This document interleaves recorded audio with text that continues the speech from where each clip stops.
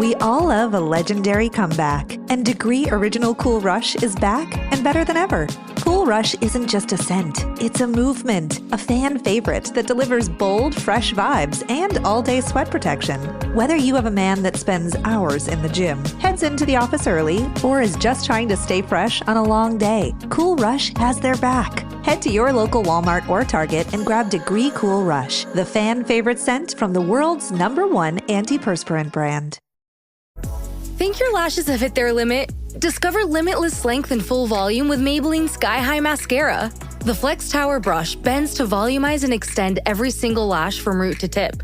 And the lightweight bamboo-infused formula makes lashes feel weightless. Now in 8 bold shades so you can take your lashes to new heights every day.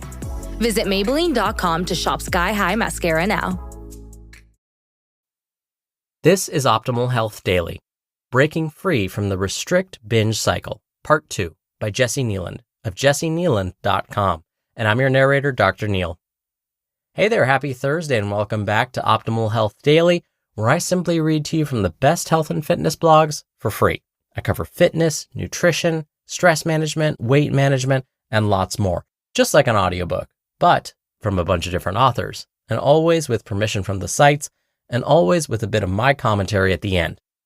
Now, today's post is part 2 from yesterday, so if you're new here or are skipping around, I'd recommend listening to yesterday's episode first. But if you're all caught up, let's jump right in and hear part 2 and continue optimizing your life.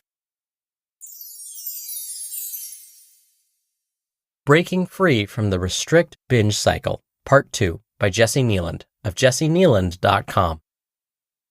We don't obsess over things that don't feel deeply important, do we? And we don't dedicate our whole lives trying to control something unless the consequences of not controlling that thing feels like life or death. So that's where we started. What are you afraid would happen if you stopped following your food rules? Answering this question sent us down the path to really understanding the root of her food anxiety and obsession, and illuminated the path she would need to walk if she wanted to break free from the cycle. Together, we brought consciousness, clarity, and a feeling of agency and choice to a pattern that had previously been playing out automatically and shrouded in the mysterious shadows of her unconscious mind. We approached her suffering and compulsive actions with curiosity, compassion, and respect, and gradually developed a new repertoire of diverse tools and skills to build her confidence and self-trust when it came to dealing with hard and scary things head on. And we identified and faced the previously intolerable layers of shame, fear, and self-rejection that were all tangled up with her relationship to food. We rewrote the narrative that she was weak and just needed more willpower or self-control, and instead helped her develop a more positive and resilient sense of self overall. In short, we did the same kind of work I help all my clients do, whether they're struggling with food and body image issues, imposter syndrome, relationship problems, lack of confidence, or an overall feeling of stuckness. We got to the root of the problem and dealt with it directly. Over time, my client started noticing that she was going longer in between binges. The binges no longer felt quite so out of control and scary, and she was finding it easier and faster to bounce back after. In other words, the cycle that had ruled her life for so many years started losing power over her, not because she was working harder to avoid binges or care less about food, but because she had gotten to a place where what she ate no longer felt so life or death important.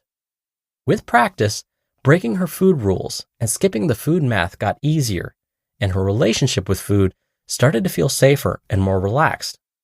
As the burden of mental and physical food restriction decreased, the binges naturally decreased too, because she no longer needed them. Now, I'm by no means suggesting that this kind of journey is easy or fast. I worked with this woman for just over 2 years, and she worked her butt off to make these changes. But recently she sent me an email, and I was unsurprised to hear that she no longer thinks about food all the time and can't even remember the last time she binged. She told me that while there's still probably some work to do in this area, she pretty much just eats what she wants when she wants and enjoys an overall feeling of safety, trust, and freedom around food that she never thought was possible before we worked together. My favorite thing about her email, though, was that after one quick paragraph about food, the rest of what she wrote focused on some big and exciting life updates that simply never would have been possible when her life was centered around food and eating. She reconnected with an old flame, and this time around, her anxiety, insecurity, rigidity, and shame spirals didn't get in the way of their connection, so they were able to make things work, and now they're engaged. She stepped back from her high-stress job because she realized it was running her into the ground, and she's currently considering going back to school or pivoting to a different position that would feel more creatively fulfilling. And she decided to go no contact with the emotionally abusive family member who we had talked about previously. It was terrifying, but doing it felt really empowering and led to some unexpected positive changes with other family members on top of just being a huge relief. Do you see why I'm so passionate about helping people break free from food and body image issues? The suffering is never just about food or body image, and therefore, neither is the healing. The ripple effect that comes from overcoming the thing that's been making you feel small, disempowered, and inferior are enormous, no matter what that thing might be. When you're not obsessing over food, you automatically free up your attention, time, and energy for more interesting, important, and fulfilling things. When you learn to trust yourself and your body, you feel confident and safe enough to take risks, follow your heart, advocate for yourself, and express your authentic self. When you stop feeling inferior and unworthy, you stop playing small and tolerating disrespect, and the whole world opens up to you. You just listened to part 2 of the post titled, Breaking Free from the Restrict Binge Cycle by Jessi Kneeland of JessiKneeland.com, and I'll be right back with my commentary. Right now, there's a talented person out there who could take your company to the next level. Do you want to hope they see your job post before your competitors? Or do you want to match with them with Indeed sponsored jobs? Stop struggling to get your job post even seen on other sites. Give your job the best chance to be seen with Indeed sponsored jobs. When I was looking to hire, it was so slow and overwhelming. I wish I had used Indeed. Spend more time interviewing candidates who check all your boxes. Less stress, less time, more results now with Indeed sponsored jobs.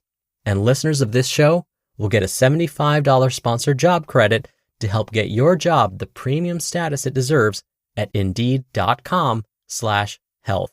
Just go to Indeed.com/health right now and support our show by saying you heard about Indeed on this podcast. Indeed.com/health. Terms and conditions apply. Hiring? Do it the right way with Indeed. This episode is brought to you by Netflix. From the creator of Homeland, Claire Danes and Matthew Rhys star in the new Netflix series, The Beast in Me, as ruthless rivals whose shared darkness will set them on a collision course with fatal consequences. The Beast in Me is a riveting psychological cat and mouse story about guilt, justice, and doubt. You will not want to miss this. The Beast in Me is now playing only on Netflix. Dr. Neil here with my commentary. You know how I've talked about the importance of finding your why? Basically, asking yourself, what are some of the deeper reasons we perform certain behaviors? For example, why do you show up and do your job 5 days a week? Well, the response to that might be, well, I have to. It's my job. Okay, but why do you have to? Well, I need the paycheck. Okay, so maybe when it comes to showing up to work, your why is it pays the bills. But if we really want to find the motivation as to why you continue showing up to work, especially when things start to feel really stressful, it's better to find deeper reasons behind why we do what we do. For example, is there something about your job that you find brings you deeper meaning? Maybe you're a data processor, but your company delivers medications throughout the country. So without your skills as a data processor, those deliveries won't happen and people wouldn't get their medications. Remembering that bigger reason for why we do what we do can motivate us when things start to feel difficult. And as Jessi said in today's article, the same rule can apply when it comes to changing our not so healthy relationships with food. Jessi said she does this same kind of work with all of her clients, whether they're struggling with food and body image issues, imposter syndrome, relationship problems, lack of confidence, or an overall feeling of being stuck. we get to the root of the problem and deal with it directly. So, what are some of the deeper reasons why we perform or don't perform certain behaviors? Set aside some time to really dig deep and think about this same question. See where it takes you. Write it down and remember it. Because believe it or not, it may just change your life. All right, that'll do it for today. Thank you so much for being here. Thank you for listening every day. I hope you're having a great week so far. And of course, I'll see you back here tomorrow for our usual Friday Q&A and where your optimal life awaits.